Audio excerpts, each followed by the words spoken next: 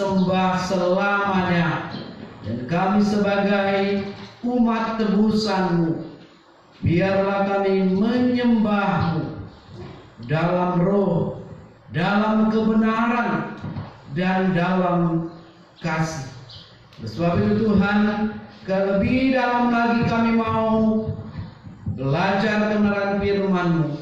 Kami rindu Roh-Mu yang kudus menjamah, mempersiapkan, menolong kami, menyingkapkan rahasia kebenaran firman Tuhan, dan tolong kami untuk dapat menghidupi baik yang menyampaikan maupun jemaat Tuhan yang mendengar. Biarlah sama-sama kami diberkati oleh Tuhan. Di dalam nama Tuhan Yesus, biarlah Engkau dimuliakan dalam pemberitaan. Ini doa kami. Haleluya. Amin. Silakan duduk Bapak Saudara yang terkasih.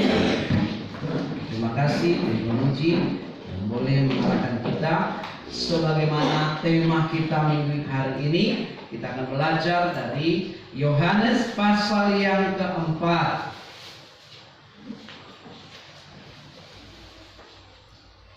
Berkaitan dalam satu perikop ayat 1 sampai ayat yang ke-42, tetapi kita hanya mengambil inti dari, bukan berarti membawa yang lain, tapi fokus kita atau fokus pada hari ini berkenaan dengan tema dari ayat 21 sampai ayat 26.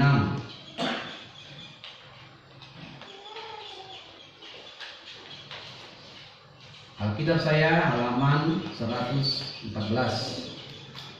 Kembali kita akan membaca bagian ini bersama-sama.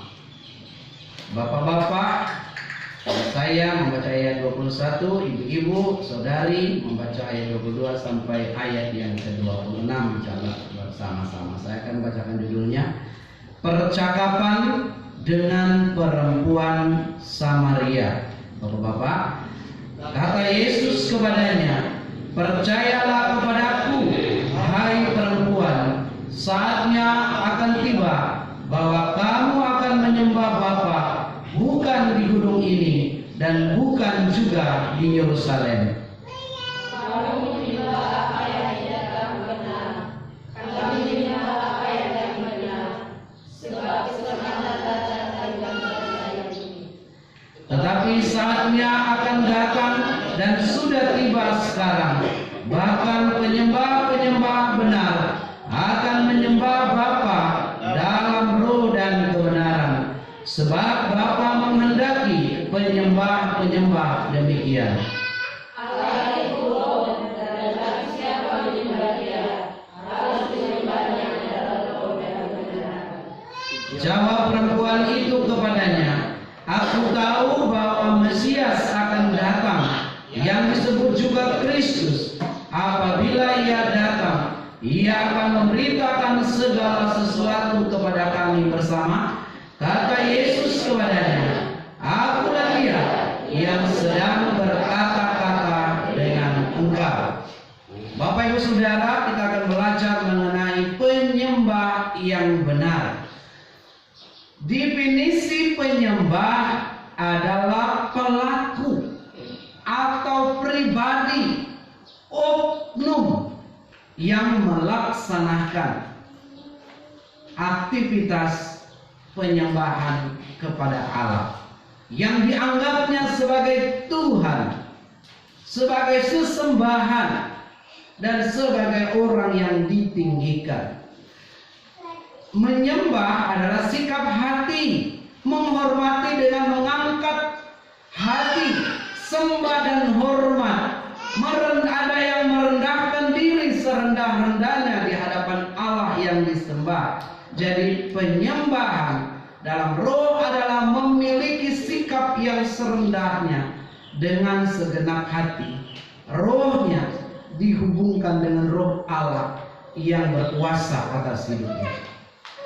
Dan ekspresi atau hal yang kita lakukan, yang terlihat, yang kita nampakkan dalam penyembahan, bisa dalam mazmur, bisa dengan berlutut sambil merendahkan diri, sambil menangis dan berkata-kata dengan penuh pujian.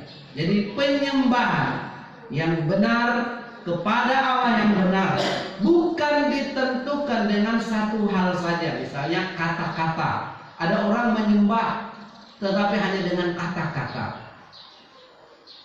baik yang dimengerti. Bahkan ada yang menyembah dalam kata-kata yang tidak dimengerti, dan namanya bahasa roh. Tapi ada juga yang berbahasa lidah, lidahnya yang berbicara. Tetapi yang kita mau belajar adalah sikap penyembahan yang benar adalah sikap hati yang memuliakan Tuhan karena pengorbanannya yang menyelamatkan, di mana setiap orang percaya menyembah satu-satunya juru selamat, menyembah satu-satunya yang menyelamatkan dia dari dosa, dari kebinasaan, dan memberitakan dalam kehidupannya orang percaya. Pertanyaannya, bagaimana perempuan Samaria dan orang-orang zaman sekarang menjadi penyembah yang benar? Apakah dalam konteks ini kita akan melihat nanti mana sih yang benar penyembahnya? Perempuan Samaria atau zaman sekarang? Mana yang benar? Mana yang Alkitab tunjukkan? Bapak Ibu Saudara, kita akan melihat di sini. Dalam penyelidikan teks dikatakan tempat penyembahan yang di sini dimiliki oleh orang Yahudi di kota Yerusalem, dan penyembahan yang dimiliki oleh orang Samaria di mana? Gunung Gerizim. Jadi ada banyak tempat penyembahan, mulai dari perjanjian lama sampai perjanjian baru. Bahkan di mana-mana kita melihat ada tempat menyembah, tempat penyembah, tempat altar atau apapun juga namanya. Bahkan dalam Yunani yang kita belajar kemarin itu, di mana-mana orang menyembah kepada dewa ABC dan kepada Allah yang tidak dikenal dan seterusnya. Namun teks ini kita akan belajar penyembah yang benar menurut Alkitab ini. Keluarga Kristen, jemaat yang Tuhan Yesus kasihi dalam Tuhan Yesus, apa yang nampak oleh mata akan mendorong hati dan mulut orang untuk berucap. Itu mulai terjadi di tengah perjumpaan dengan Yesus dengan perempuan Samaria. Bacaan hari ini, perumpamaan Samaria memiliki hati yang terbuka untuk sebuah perubahan, siap ditegur. Itu nyata ketika ia merespon dengan baik apa yang diucapkan Tuhan Yesus kepadanya. Siap diingatkan dan mau berubah, maka dia memiliki sikap penyembah yang benar menurut kategori Yesus, bukan menurut kategori dunia ataupun liturgus yang ada bahkan dari zaman dahulu sampai sekarang. Nah, dengan hal itu kita akan melihat ayat 20 dari atas sedikit sampai 22 dalam strukturnya, yaitu dasar daripada penyembahan yang benar. Penyembahan yang benar dasarnya adalah, pada dasarnya adalah menyembah Yesus, menyembah penyembah kepada Allah YHWH perjanjian lama, tetapi dikatakan akulah dia. Jadi pada dasarnya kita menyembah Yesus sebagai Allah.